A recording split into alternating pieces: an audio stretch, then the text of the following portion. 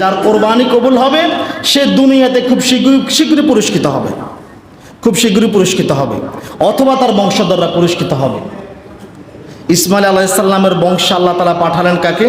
মুহাম্মদুর রাসূলুল্লাহ সাল্লাল্লাহু আলাইহি সাল্লামকে। আল্লাহ তাআলা বলেন, ফালাম্মা আসলামা ওয়া তাল্লাহু লিল জাবিন, তারা পিতা পুত্র যখন আল্লাহর নিকট আত্মসমর্পণ করলো এবং তাকে জবাই করার জন্য শুইয়ে দিল, ওয়া নাদাইনাহু আইয়া ইব্রাহিম, আমি ডেকে বললাম, হে ইব্রাহিম, কদ সাদ্দাকতার রুইয়া ইন্না কাযালিকা নাজিজিল মুহসিনিন, তোমাকে যে আদেশ করেছি, তোমাকে যে স্বপ্নের মাধ্যমে আদেশ দিয়েছি, তুমি সে আদেশকে পরিপূর্ণ করেছো, সত্য করেছো। ইন্না কাযালিকা নাজিজিল মুহসিনিন, আর এইভাবে আমি সৎকর্মশীল বান্দাদেরকে পুরস্কৃত করে থাকি। আল্লাহু আকবার।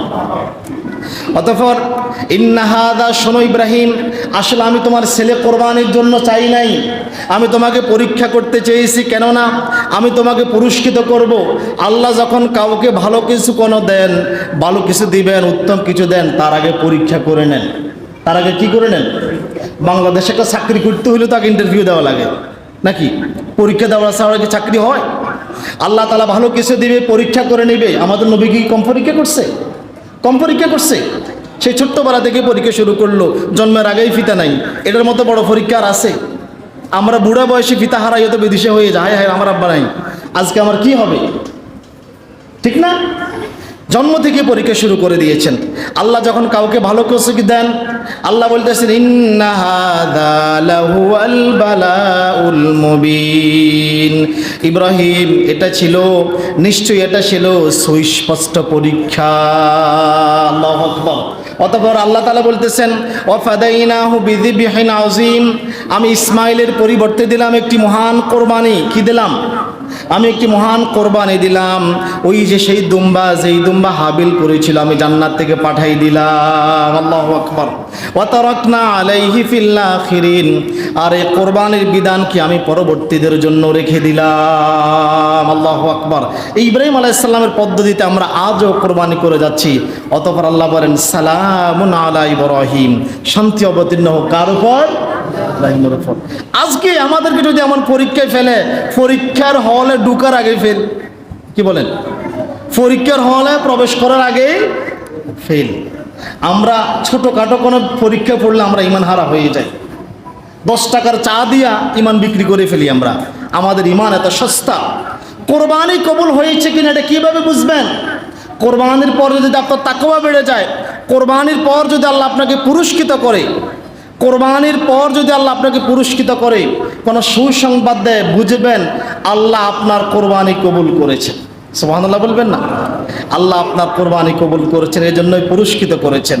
যার কোরবানি কবুল হবে তার জন্য রয়েছে সম্মান, মর্যাদা, পুরস্কার।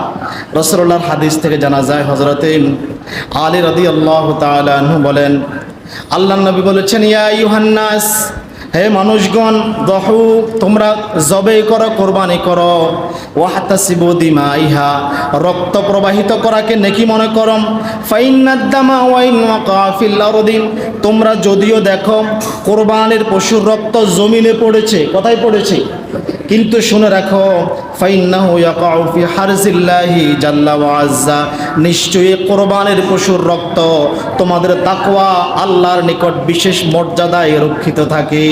আল্লাহু আকবার। আর এই মর্যাদা তোমাদেরকে দুনিয়াতেও পুরস্কৃত করা হবে এবং পরকালেও তোমাদেরকে পুরস্কৃত করা হবে। যাদের কোরবানি কবুল হবে আল্লাহ তাদেরকে খুব শীঘ্রই পুরস্কৃত করবেন। তারা না পেলে তাদের বংশধরদেরকে করবেন। আল্লাহ ইব্রাহিম আলাইহিস সালামের কোরবানি কবুল করেছেন। ইব্রাহিমকে সাথে সাথেই আল্লাহ তাআলা পুরস্কারের ঘোষণা দিয়েছেন, ইব্রাহিম, তুমি যেহেতু ইসমাইলকে কোরবানি করেছ, তাহলে এইবার তুমি ইসহাকের সুসংবাদ নিয়ে যাও। আর ইসমাইল আলাইহিস সালামের বংশে আল্লাহ তাআলা দিয়ে দিয়েছেন হযরত মুহাম্মদ মুস্তাফা সাল্লাল্লাহু আলাইহি ওয়াসাল্লামকে। আল্লাহু আকবার।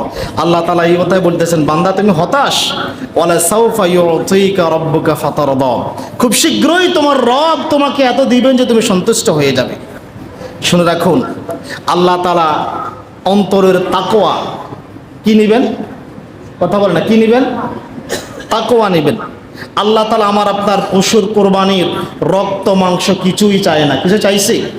এত বছর কোরবানি করেন, কখনো জিবরাইল আলাইহিস সালাম বা কোনো ফেরেশতা আসে বলছে আল্লাহর জন্য 5 কেজি করে গোশত উঠাই দাও? বলছে নাকি? আল্লাহ কি চান? লা ইয়ানালুল্লাহু লুহুমুহা ওয়ালা দিমাউহা ওয়ালাকিন ইয়ানালুহুত তাকওয়া মিনকুম। আল্লাহর নিকট তোমাদের কোরবানির পশুর গোশত এবং রক্ত কোনো কিছু পৌঁছানো হয় না। আল্লাহর নিকট কি পৌঁছায়? তোমাদের তাকওয়া। নিশ্চয়ই আল্লাহর নিকট পৌঁছানো হয় তোমাদের তাকওয়া, আল্লাহ ভীতি। তোমরা কি উদ্দেশ্য কোরবানি করেছো?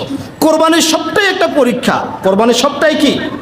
আল্লাহ তাআলা হাবিল কাবিলকে কোরবানির মাধ্যমে পরীক্ষা করেছেন, ইব্রাহিম আলাইহিস সালামকে কোরবানির মাধ্যমে পরীক্ষা করেছেন, আমাদেরকেও কোরবানির মাধ্যমে পরীক্ষা করতেছেন। আসলে আমরা কি উদ্দেশ্য কোরবানি করি? আমরা কি কোরবানির মাধ্যমে আমাদের অন্তরের মুনাফিকি, অন্তরের কৃপণতা, সংকীর্ণতা থেকে আমরা কি মুক্ত হয়েছি? কোরবানির পশুর রক্ত দিয়ে আমরা কি আমাদের পাপ কি মুছতে পেরেছি?